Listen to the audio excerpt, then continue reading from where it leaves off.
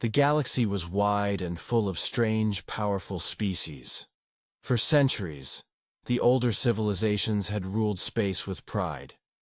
They built great cities on distant planets, created laws through the Galactic Council, and believed they understood everything about life. Then one day, a new species arrived: humans. They came from a small, loud, and wild planet called Earth. To the older races, humans were strange. They laughed too much, talked too fast, and seemed too emotional. Most aliens believed they were weak. They won't survive long in space, some said. They're too soft, too fragile. The Galactic Council allowed Earth to join but expected them to fail quickly. After all, humans had only recently discovered faster-than-light travel. What could they possibly offer? But then, something happened that no one expected. Humans began visiting planets that were considered deadly, places where no alien had ever survived. These places were called the Dead Worlds. The Council had labeled them dangerous and uninhabitable. Some had gravity so strong it could crush a body in seconds. Others had acid-filled air, endless lightning storms, or temperatures that could melt metal. No living thing had ever made it through a full day on those planets. For aliens, these worlds were death. But the humans didn't fear them. They landed on a planet called Zarion 7, one of the worst dead worlds known. The galaxy watched through live drone footage, expecting the humans to die within minutes.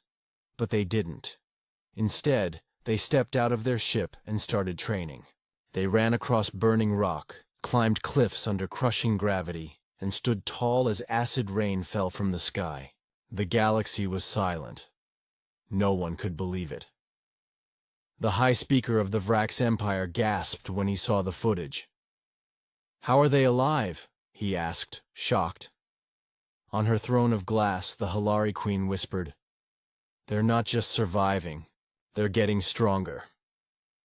All around the galaxy, alien leaders and scientists were confused.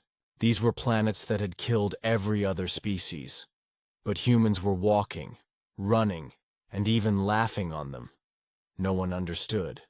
What were these creatures made of? Some thought it was a trick. Others believed humans had found a way to shield themselves with new technology. But the truth was simpler and scarier. Humans were adapting.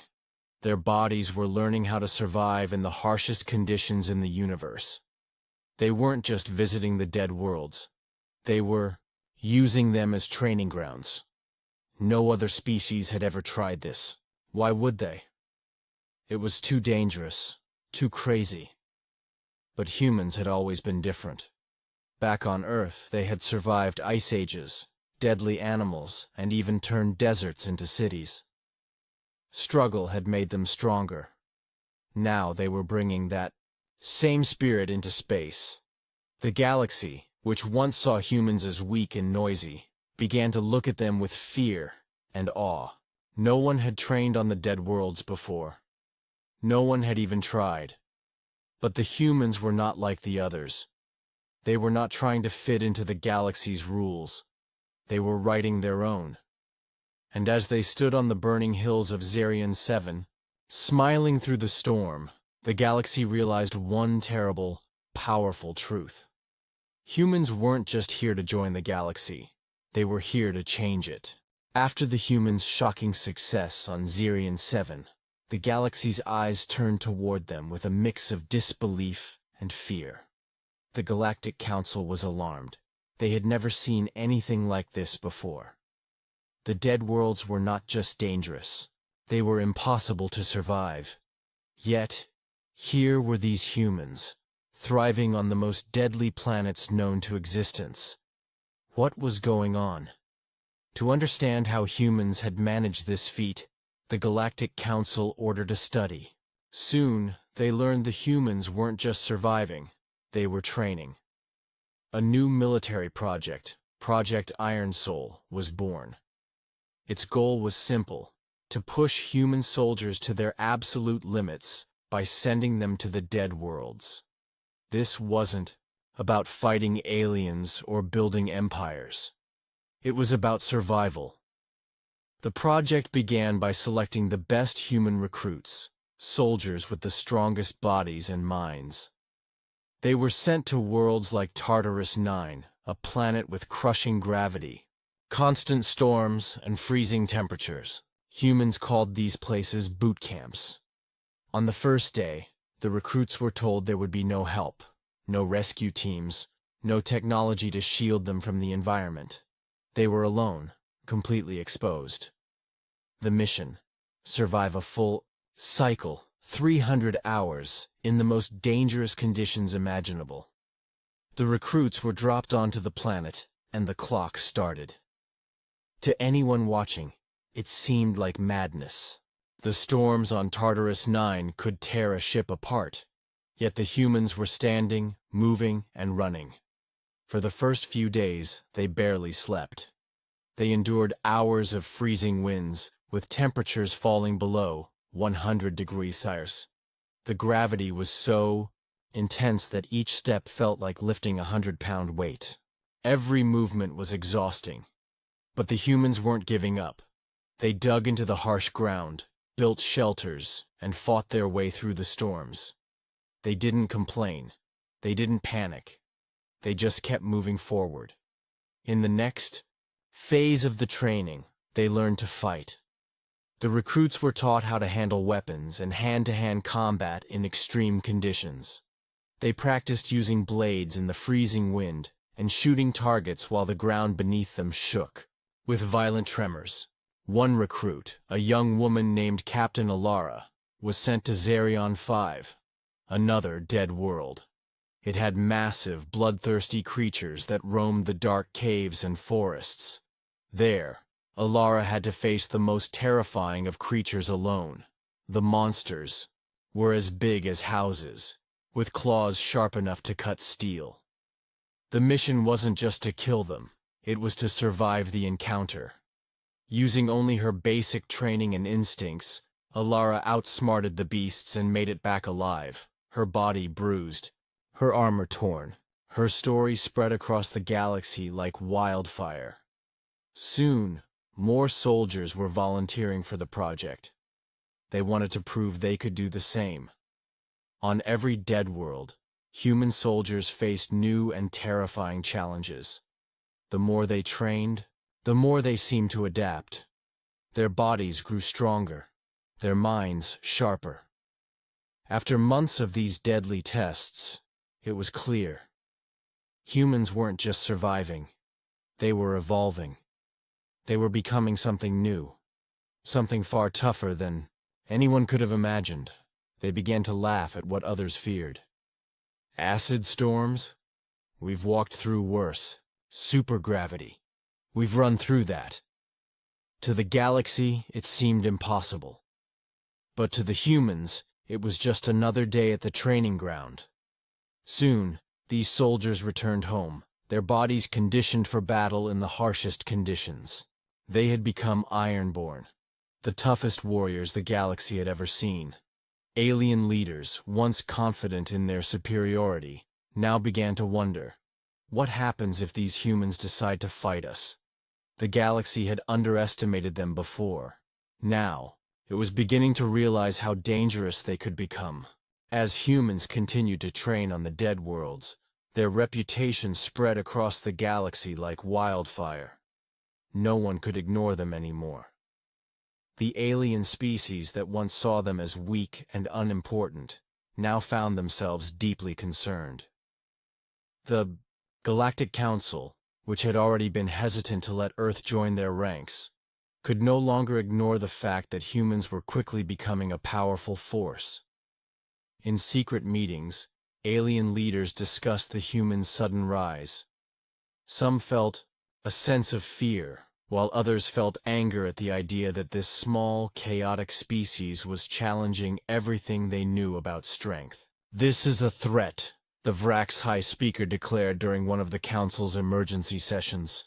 "These humans have no limits. They don't break. Their bodies adapt too quickly." There was no denying it anymore. The humans' survival on the dead worlds was not a fluke. It was part of their design. The more they trained, the more they seemed to evolve. They grew faster, stronger, and more resilient. Their soldiers became legends across the galaxy, their names whispered in fear and respect. What began as a series of tests had transformed into a new kind of warrior, one who could thrive in conditions that would kill any other species. This change alarmed the galaxy's leaders.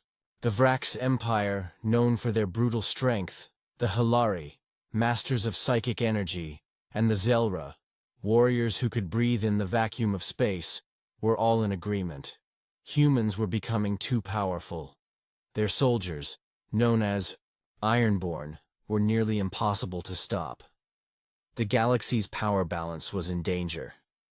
To put an end to this rising threat, the Council called for an urgent vote. Some argued that humans should be banned from training on the dead worlds. Others suggested imposing strict limitations on their technology and resources.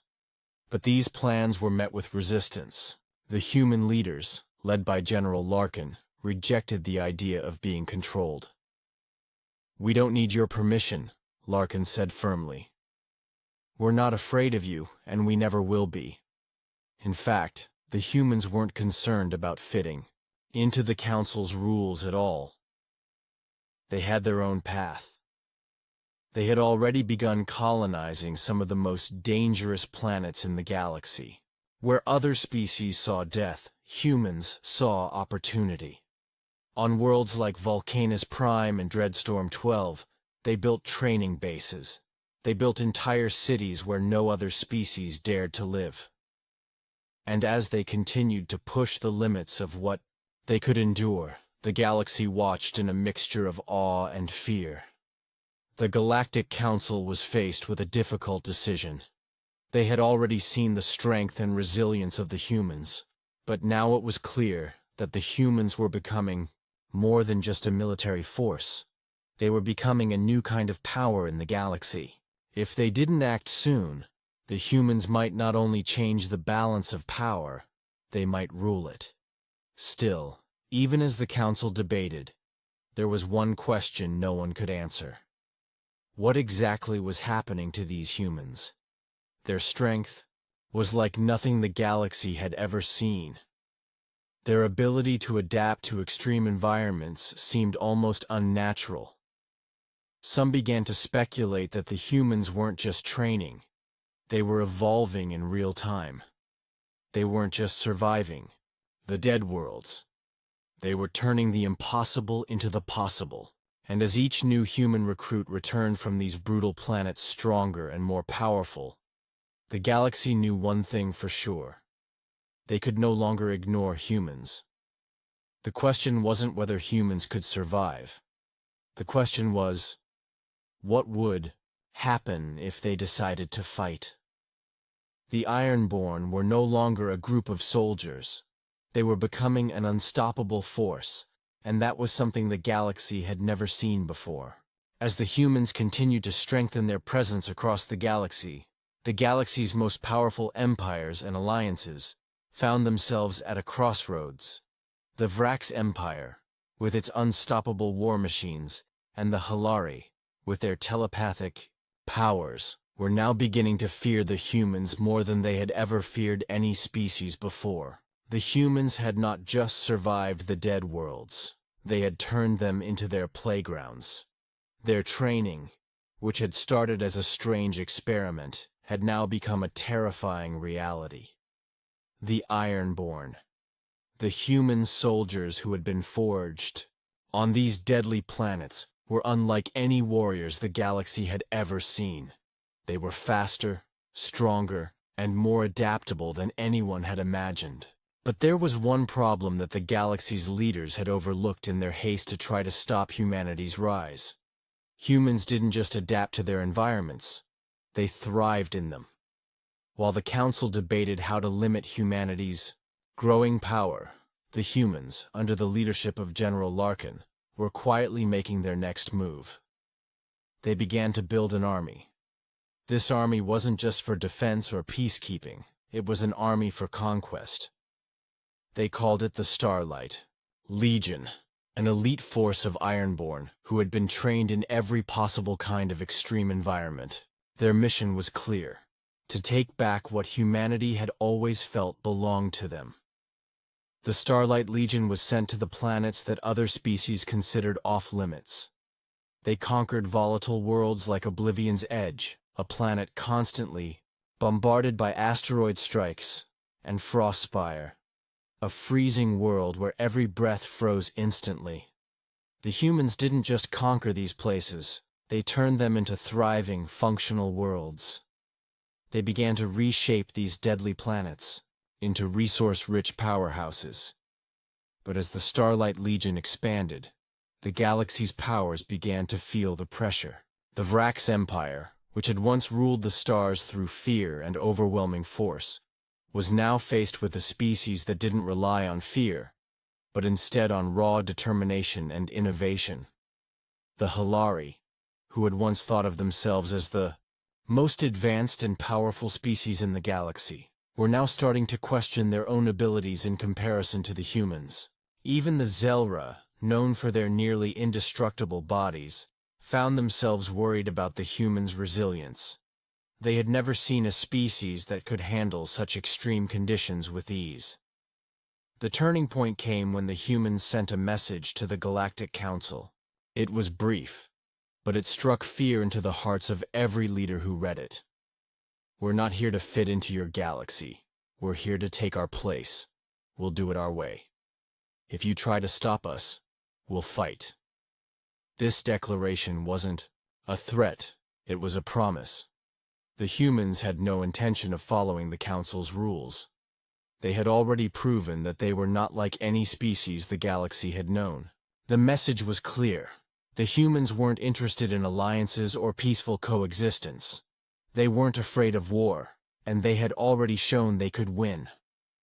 The galaxy had underestimated them for too long. Now they were preparing for the inevitable: conflict. The Starlight Legion, now growing stronger every day, had become a symbol of human strength and resilience. With their training on the dead worlds, they were ready for any battle, any threat.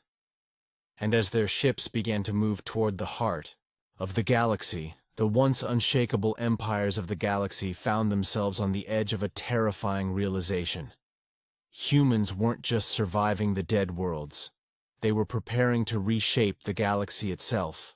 The balance of power had shifted, and the galaxy's ancient powers could only watch in fear as the humans, unbroken and unbowed, began their march toward domination.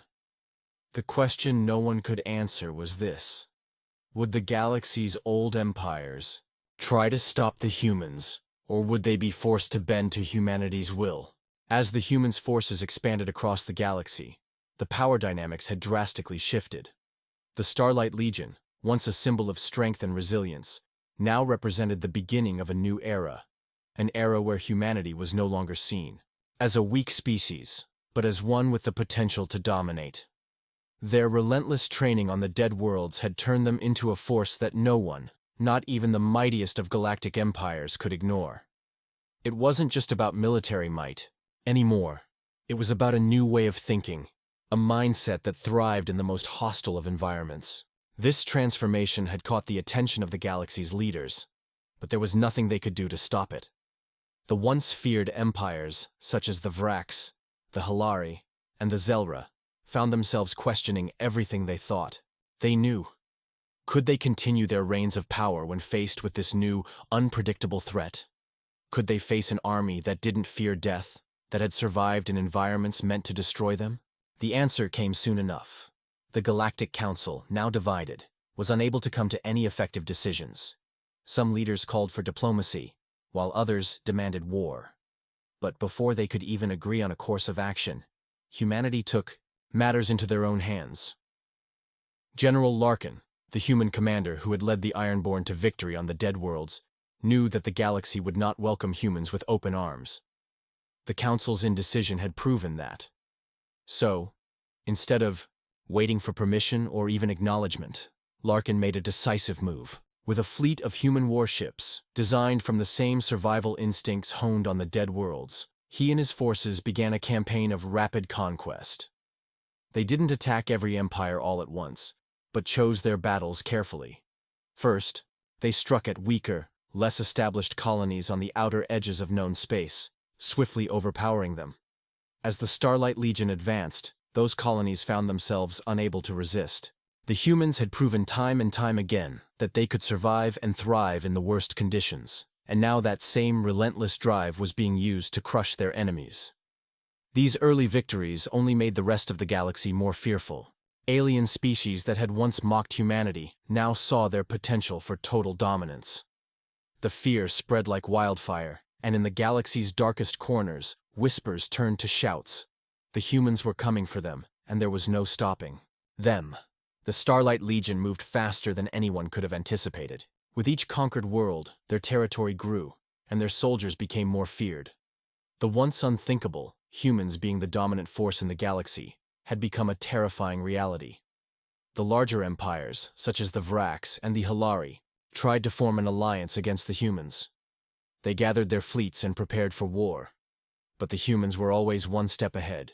General Larkin, with his uncanny knowledge of tactics honed from surviving the harshest environments, countered every attack. One by one, the galaxy's strongest military powers fell before the humans' might. And with each victory, the humans grew bolder, more confident in their power. The final straw came when the Galactic Council, in a last-ditch effort to stop the human advance, sent a massive fleet to challenge the humans. It was a fleet so large that it could wipe out entire worlds. But instead of retreating or showing fear, the humans stood their ground. The battle that ensued was fierce, with both sides suffering heavy losses. But when the smoke cleared, the humans stood victorious once again. It was a moment that marked the end of the old galactic order. No longer were humans the small, insignificant species they once were. They had earned their place in the galaxy, and they had done so by conquering not just planets, but hearts and minds. The message was clear to all. The humans had arrived, and they were not going anywhere. In the end, the galaxy realized that they could not just ignore humanity anymore. The humans had proven that no world, no environment, no force could break them. The Ironborn had been forged in the crucible of the dead worlds, and now the galaxy was theirs to reshape. The once powerful empires of the galaxy would have to learn to coexist with the humans, or face the consequences. The era of human weakness was over. The humans had shown that they could not only survive the dead worlds, they could rule them. And with this new power, humanity was ready to take on anything the galaxy could throw at them.